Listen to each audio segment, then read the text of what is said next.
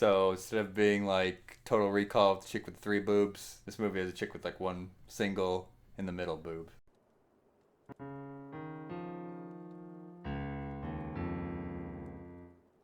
Welcome to Termo Boys Podcast. I'm your host Cody. With me in second chair is the boy with both the fists and the sack of fury. It's Jeremy. And I'm always angry. With me in third chair is the boy who's a master of removing little metal pyramid-shaped caps. It's Ryan. Yeah. All right, we're gonna start today's episode off a little different. You know how they say that you don't want to know how the sausage is made? Well, we're gonna show you how the Termo sausage is made. And no, I'm not whipping my dick out. I was gonna ask, was that a dick joke? No, but for the fans at home, we do not talk behind the scenes before we record on what everyone thought of the movie. So today's movie is the 2002 spoof movie Kung Pow Enter the Fist. So I do not know what these boys think of the movie. So Jeremy, go ahead and give me your first thoughts. Terrible Boys Certified Fun. End of review. All right, you heard it here in the review. See you, everyone. Like and subscribe. Oh, you didn't ring that motherfucking bell. All right, moving on. Ryan, go ahead. Also, Tairimo Boy Certified Fun. Even though it's hard for me to get into these kinds of movies, it was still fun.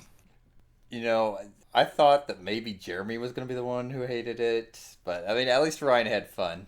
Because I know from experience, one time when I was in high school and Ryan was, I think he was laid off or between jobs, we rented Freddy Got Fingered for the first time and watched that together. I know he enjoyed that. Yeah, backwards, man. Now, there's a reason I'm saying Freddy Got Fingered. So, if you're unaware, Freddy Got Fingered is a very specialty movie. I'd call it, it's a stupid movie, but it's insanely stupid. The fun kind of stupid. But that's exactly what this movie is. It's just completely insane nonsense, just like Freddy Got Fingered. And like most of my life. Some people like a little bit of chaos in their lives, Ryan. I don't like it 24/7. Yeah, it gets hard to deal with. But yeah, this movie, it's if you're into stuff that's just complete nonsense, you'll absolutely love this movie. Yeah, this one's up there. Like every few years, I'll go and rewatch this. And if you're unaware, this movie is a cult classic comedy movie. Basically, what happens in it is there was this old martial arts movie called Tiger and Crane Fist. You probably never heard of it. No one's really ever heard of it, probably. It seems like it was some, like maybe a Chinese. What was it? Did you guys do any research on that? Negative. No. Yeah, because Cody's the one who always has to do his research. Although I live for the fun facts. it was kind. It was. I guess it was kind of a Hong Kong type movie. I know it has a Chinese name of Savage Killers. But basically, what they did was Steve Odekirk. He's the director behind this, and he was also the main voice actor for this. It's basically like a spoof movie where they took this like entirely serious Tiger and Crane Fist movie, and then Steve went and green screened himself all over these scenes, and then just makes like funny voices and turns it into a complete comedy movie. Yeah, I'm not gonna lie, I actually watched it twice before the review. Because I wanted to watch it again. That tells you how much Jeremy enjoyed the movie. Yeah, I had a lot of fun with this one. Now, Jeremy, you ready for some fun facts? Yes. Okay. Have you ever heard of Steve Odekirk? I have not. There's probably a reason for that. He's really only got a little bit of fame to his name. Is Ace Ventura one of them? Yes. Beating me to the punch in the story. Yeah. Yeah, in his early days, he was working with Jim Carrey on some of Jim Carrey's earlier movies and became best friends with him.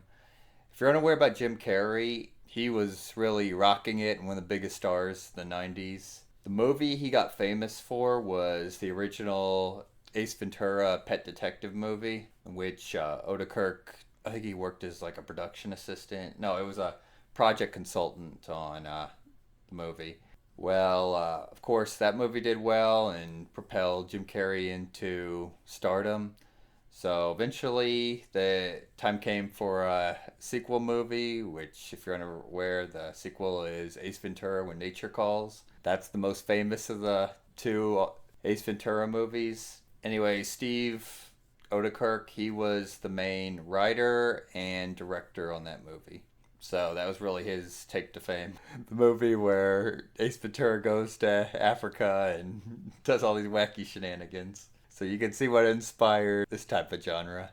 Yes, and for the record, I do love the Ace Ventura movies. I'll go ahead and give the Tairimo Boys Certified Fun stamp for those. Jeremy, this is an Ace Ventura review. But afterwards, he really didn't do a whole lot. I think his biggest name to fame after that was he ran the studio that did like the Jimmy Neutron cartoon. Forgot about that cartoon. I never really watched it whenever I was little, so. I wish he would have run the studio that did the Ace Ventura cartoon. I remember watching the Ace Ventura cartoon as a kid. I also remember watching the Mask cartoon, and later on this year we'll discuss the Beetlejuice cartoon. But the 90s was a rocking time. I also remember playing that goddamn Ace Ventura computer game you had. I remember it too. And by the way, like I think it was like a year ago, I went and like, you remember that puzzle we got stuck on, Ryan? Yep. Yep. I went and looked at a playthrough of this thing, and like every comment in the comment section is like, oh, that little half moon puzzle, like I got stuck on there as a kid, never could beat it. So we weren't alone. Good. They made that puzzle way too complicated, didn't explain it. Whenever the playthrough got to that puzzle, I was like, okay, let's see how this is actually done. And I would have never thought that was the way that you had to work the puzzle. So hope everyone enjoyed our Ace Ventura segment. Yeah, we derailed there. But anyways, back to the movie. This movie's about 80 minutes long. The story, it's complete nonsense, like I've already said about the movie. The original Tiger and Crane Fist, the plot of it is that the Tiger and Crane schools have to come together and fight this evil Japanese occupying force character. Of course, they went completely changed it for this movie, where Steve Odekirk, he plays the main character, the Chosen One, and as a kid, Master Pain comes, tries killing him, but through sheer shenanigans in a CGI fight with a baby, he survives, grows up, comes back, and ends up getting in a war with this Master Pain character who likes to go by the name Betty. As we see on his undies. You know the whole reason for that was they just wanted to play the Black Betty song during the final fight. Hey, it worked. I'm not going to argue with it. Now, here's the interesting thing about the movie. I read that it had a $10 million budget, but... Whoa. Why are you saying whoa, Jeremy? Whoa. It was not in the CGI. Of course it wasn't CGI. It was in the green screen, Jeremy. CGI was a second thought, but there is CGI in the movie. It's the fakest thing Baby. ever. It is rough. It is rough. But that's part of the charm of the movie. It's supposed to be just... The CGI is just supposed to be bad. The CGI baby and the CGI cow. Don't forget the pyramids. The aliens. Look at you, Jeremy, spoiling the movie. Oh, I haven't spoiled it completely. But most of it is just green screened over the old movie. Now, the thing that surprised me about the budget is, I remember when this movie was in theaters as a kid, the advertising for this was everywhere. So, I gotta wonder, does that consider the advertising budget? It made $17 million, which I think even back then, the studios wanted to see more than that. And it wasn't a smashing success, but... If that $10 million doesn't consider advertising, then yeah, it lost money. But it won a place in our hearts. Yep, it's gone down as a cult classic. Anytime people see Steve Odekirk, they're always asking him, where's the sequel to this movie? Yeah, it got me all pumped up for a sequel at the end. At the end of the movie, it kind of advertises Kung Pow 2, Tongue of Fury, where you see these like little clips of what's going to happen next in the adventure. It was originally planned to be like a trilogy movie, but the second one never got made. And when I was doing some reading before we did our review, it seemed like they might have taken some of the deleted scenes and thrown them into that whole section. Because there was supposed to be a scene where the Chosen One was tortured, and that might have been the whole getting electrocuted with the car battery type thing we see. Now it's time to ask the golden question. Jeremy, In this nonsense of a movie, what was your favorite scene? Favorite scene? I have two. First one is you can probably guess it, but the cow fight. That Jesus Christ, there was so much going on. It's absolute nonsense, but it's hilarious too. Yeah. For anyone who isn't aware, the cow fight was the main thing that this movie was marketed with. Basically, it's him fighting a milk cow that got up on two legs and just completely ridiculous looking. You get this like serious like martial arts part that turns just sillier and sillier, where he's grabbing the cow's udders, and then there's a Matrix bullet dodge where the thing's shooting milk at him. Did we say this movie's all over the place? Because yeah, that's a perfect description. What about your second scene, Jeremy? For the final fight, it's when he's finding all of his friends that have been wounded, and like he's just like going back and forth to the bodies. That's my second favorite scene. Yeah, I'll get into that soon. What about you, Ryan? I have three. Ooh, Ooh, one more than Jeremy. Yeah, I guess I like this movie more than I thought. Number one is, in no particular order, the cow fight. Already ate Jeremy. Two is the baby rolling down the hill. That scene is completely ridiculous. After Master Payne gets his ass kicked by the baby, he's like, I'm just gonna light this house on fire with the baby in and be done with it. And baby ends up escaping by rolling down a hill. So you get this like insanely long scene of just like a fake plastic baby rolling down a hill. And eventually it comes to a stop where this like lady finds it on the side of the hill. It's like, oh, a cute little baby, and then throws the baby off the other side of the hill, and it just keeps going.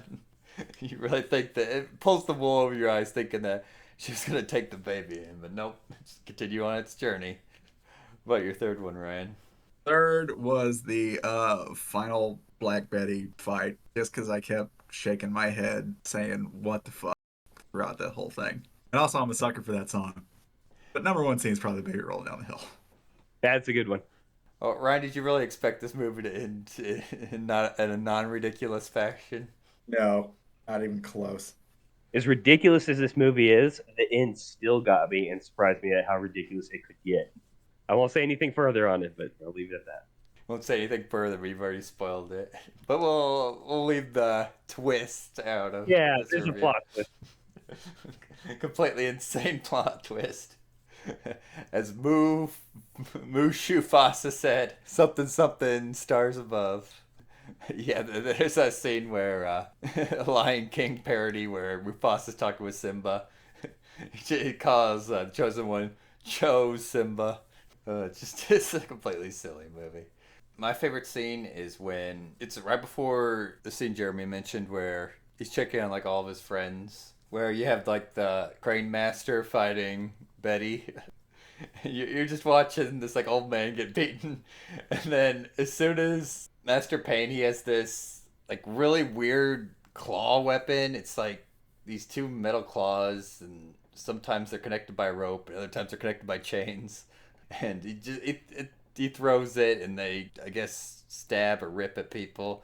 The weapon doesn't make any sense in real life, and it seems to be like a relic from the original actual kung fu movie that this came from.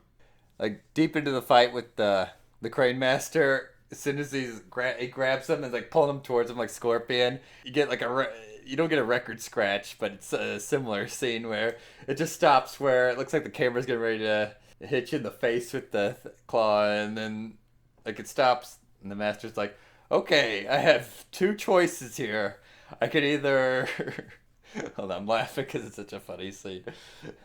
I could either dodge the claw slightly to the left, do a back spinning kick to take this guy out, or I could take the claw in the face, roll around on the ground, and die. And then the scene resumes. You see him take the claw in the face and then roll around the ground. Like, oh, I should chose the first option.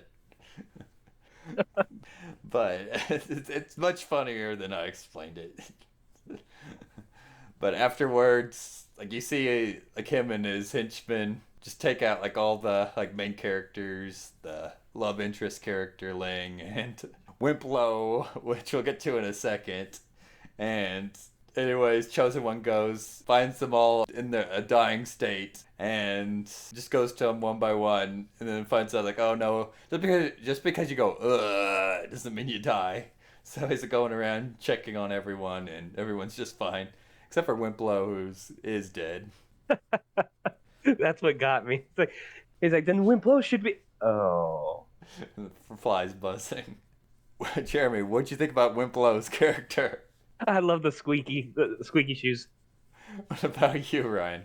I echo what Jeremy said. Big fan. So you could tell maybe the original character was some like prodigy student character or something, but in this movie it's just a completely nonsense character. And the joke is that the school trained him on how to fight really badly, so that he always he's always losing and he thinks losing is winning. So he has like great techniques like nuts to foot or fist to head. Like after he gets done fighting the chosen one, like, aha, I'm bleeding, so that means I win. But every time he's walking, you hear like these squeaky clown shoes. It's hilarious. But he wasn't a character that was going to make it into the sequel. Nope. Old Betty got him. The more we talk about different scenes from this movie, the more like it just becomes clear and clear how crazy it is. Yeah. I mean, it's like I said, it's supposed to be just a completely insane movie that makes fun of like all these tropes, like, especially the dubbing. Fun fact for you: when they actually had to record like new scenes, like all the lines they were saying were just complete nonsense. So that had to be a pain in the ass to shoot. The whole joke is that they're making fun of like really bad dubs. So Steve Odekirk like voices every character except for one character. Do you know what character that is, Jeremy? Was it Betty? No. What about you, Damn. Ryan? I do not. The one character is Woe, who was the chick with the one boob. Oh yeah, Makes sense. forgot about her. Yep. But the actress that played her voiced her herself. So instead of being like Total Recall, the chick with three boobs, this movie has a chick with like one single in the middle boob. You know what? I'll take it. There's your boob bonanza for today. It's not ideal, but I'll take it. But anyways, the point I was getting at was that there'll be like a scene where a character like is like moving their mouth for like 10 seconds, and then like as soon as they stop moving their mouth, there'll be another 2 second delay, and then you'll hear Steve voiceover, yes. They're just especially when the dog is barking, it'll like bark a few times, then stop, and then you'll hear a single bark. That's what I was going to mention. The dog got me. Or the famous nut scene where he goes into a little store and asks for a pound of nuts, and then the shopkeeper's like voice is like way too loud. Like, I'm not gonna get that loud, but he's like, "That's a ton of nuts." Did we mention the chosen one was raised by rodents? Yeah, that always gets me, just at the beginning. Yeah, I finished rolling down the hill and I was raised by various rodents. No way, it was the narrator, the Kung Fu master who was narrating it, saying that he's raised by rodents. Which reminds me at the beginning where he's like fighting like waves and waves of these like evil bad guys. Then like the main like evil wave bad guy. At one point he throws like a smoke bomb on the ground. It's like a tiny little smoke bomb and it's windy out, so it doesn't even conceal him. Just play it off like completely silly. Alright, Jeremy, passing the topic on to you. All right, serious question, gentlemen. Gopher chucks or iron claws? What's your weapon? Iron Claw. Cody, your weapon? I'm gonna have to go with the Gopher Chucks. Because, like, nunchucks are a realistic weapon. Like I already mentioned, those claws are, like, really weird. And in reality, you try throwing those things, it'd probably just, the back of the hand would just keep slapping people. I, too, am going to have to go with Gopher chucks. Because I would damage myself with the iron claws. I'd be trying to pull some, like, scorpion shit. Wind up smacking myself in the face. I'd claw myself. With a freeze frame, and you ask yourself, here are my two options. Like, I either throw this right or dodge this and throw it right, or get hit in the face and kill myself. I should have gone with the first one. Anything else, Jeremy? That's all I got. Ryan, pass the topic on to you. I got nothing. Nothing's gonna top that. Jeremy had to ask it. Serious question. You might find yourself in that situation one day. You never know. All right. So, Jeremy, final thoughts? I enjoyed this movie enough to watch it twice before the review, so if that tells you anything, absolutely Tairimo Boys certified fun. Ryan, final thoughts? Tairimo Boy certified fun. I wish I could say that in a weird mouth dubbing voice, but I can't. So Tairimo Boy certified fun. Just imagine my lips still moving right now. Yeah, this movie, like I've already mentioned, it's a cult classic. I remember watching it not in theaters, but when it was like first came out on VHS or DVD and enjoying it, and people are always trying to stream it. Like I said, it's an insane movie, so maybe you can at least watch the trailer for it. If that's not your type of humor, you can pass on it. But if it is your type of humor, just completely insane humor, then you'll absolutely love this movie. And maybe one day we'll actually get a sequel to it. All And right, you'll be surprised by the plot twist. which is more complete nonsense. All right, so Jeremy, on a scale of Freddy Got Fingered to Deuce Bigelow, Male Gigolo, where would you rank this movie? Okay, you guys are gonna hate me because I've never seen Freddy Got Fingered, but you guys always talk how good it is. So I'm gonna rate it with Freddy Got Fingered. Well, there you go. Ryan? Freddy got fingered. To be fair, I've never seen Deuce Bigelow. I did, but it was a long, long time ago, and I don't remember it being good. As for me, I'm gonna have to rank it under Freddy Got Fingered because Freddy Got Fingered is my favorite movie of all time. So that could be a little peckerhead like Ryan and rank it right there. All right, folks. Well, thank you for listening to another episode of Tairimo Boys Podcast. Don't forget to like, subscribe, leave a comment, tell us you love Kung Fu, and don't forget to ring that motherfucking bell. Stay tuned for more episodes. Wee